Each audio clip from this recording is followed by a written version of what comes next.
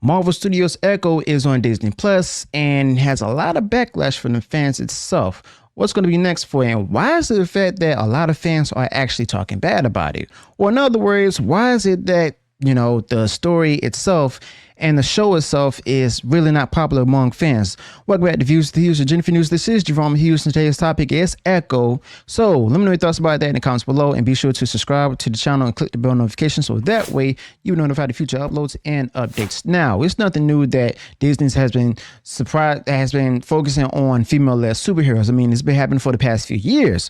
Okay, and they also talked about before about Avengers 5, where they're going to focus more on females, and that's going to be including She-Hulk as the next Avenger. Okay, now the fans' unhappiness or anger is not actually rooted in the presence of female heroes per se, but it's actually the perceived ideological overtones overshadowing the storytelling itself.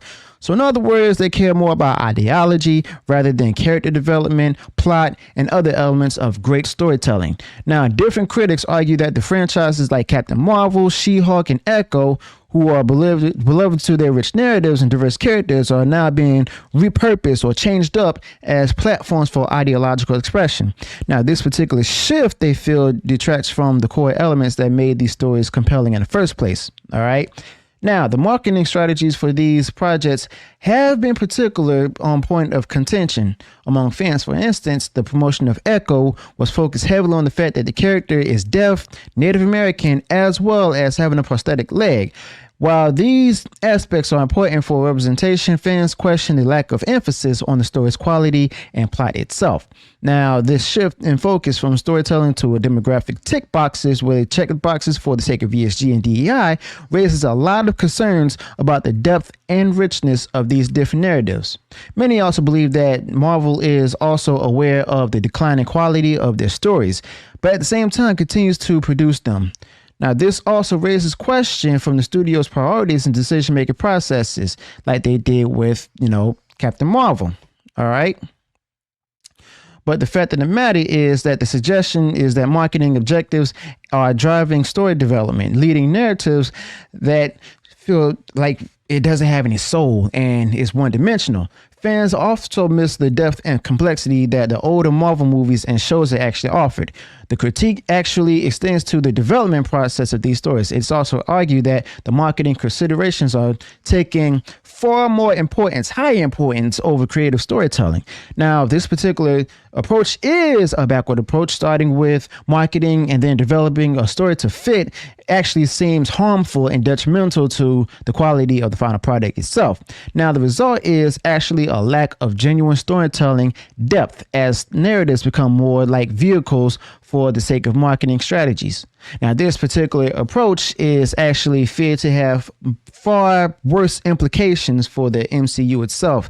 And then you also have upcoming projects like Spider-Man 4 that's believed to suffer from the same issues. Now, this particular concern is that the beloved characters and narratives will be compromised by a focus on marketing rather than storytelling itself. Now, this could potentially lead to a huge decline or failure of the overall quality and appeal of the MCU itself. Now, the inclusion of female characters and the creation of female Avengers team is also viewed by some as a marketing tactic rather than a genuine effort at representation. As I shared with you all before about the companies that's actually trying to put out there the different DEI initiatives as well as ESG initiatives, where they try to get those who actually care about the causes themselves to buy more and invest more into their project so they can make more money when they themselves don't even care about the project themselves or the actual initiatives, whether environmentalism or social justice or business governance causes themselves. They don't believe in it. They just want to make money that way. Okay. Now, critics also argue that the rushed development and lack of depth of these characters don't even truly empower to represent women, but instead contribute to a huge political divide among fans. Now, the politicization of criticism is also another issue. Those who critique these movies and shows for their writing, CGI, or even character development are often accused of being politically motivated. In other words, being called far right-wing nut jobs. Now, this this situation itself obscures the fact that many criticisms are based on artistic merits of the works, not on political ideologies. Now, as like people, the many people who either, aspiring to go into film itself, personal political opinions should not influence the assessment of one's movie's quality. Now, the focus should be more on artistic elements or of filmmaking and not on ideology or any kind of bias there is. Now, this particular approach is actually crucial for the objective critique and advancement of the film industry itself, not just the film industry, but also other forms of art, such as comics. Now, to actually address these issues, Marvel have to return to what they've done before, which is fundamental screenwriting principles, where they prioritize character development and storytelling over demographic targeting. In other words, they try to target different people from who they deem as underserved communities. Now, the success of the characters like Black Widow and Scarlet Witch wasn't because they were women, but because they were actually well-developed characters. And also, not just women. The reason why Black Panther was a great hero and big success as a movie, it wasn't because he was black. It wasn't because, he was like of African descent. It's because of the fact that he was well developed as a character and integrated meaningfully into the Avengers narrative. Now, also, it's important to note that the criticism is not political or ideological, okay? Because of the simple fact that it's all a matter of revealing those that's political or ideological and simply showing what the fans actually want. For example, Thor: Love and Thunder received love, it has bad feedback, and also it flopped because of the fact that despite having a white male lead, the criticism was based on the movie's artistic failings, not on political grounds. Now, this also underscores the need for Marvel to focus on producing high quality content, as the quality of the work itself should always be the primary concern. Now, in order for Marvel to regain its footing as being the most dominant in the box office as it was before, emphasis must shift from marketing-driven storytelling to genuine character-driven narratives. Now, this is not going to only enhance the quality of their films, but also to make sure that representation and inclusion are achieved through authentic and meaningful storytelling, rather than being forced for the sake of being checkboxing for good ESG scores.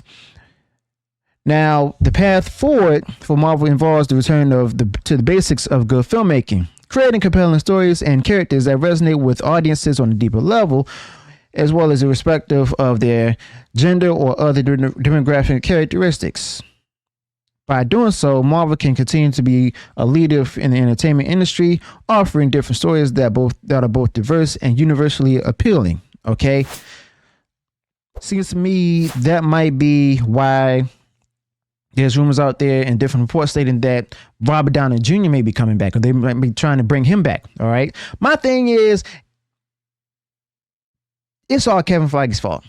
All these things, before, everything that was before Avengers Endgame, Avengers Endgame and before was under, Ike Perlmutter. Some things he got wrong and everything that actually turned out to be a success. For example, having certain casting choices, as well as his thoughts of having Robert Downey Jr. being Iron Man and stuff, as well as other things coming forth from it.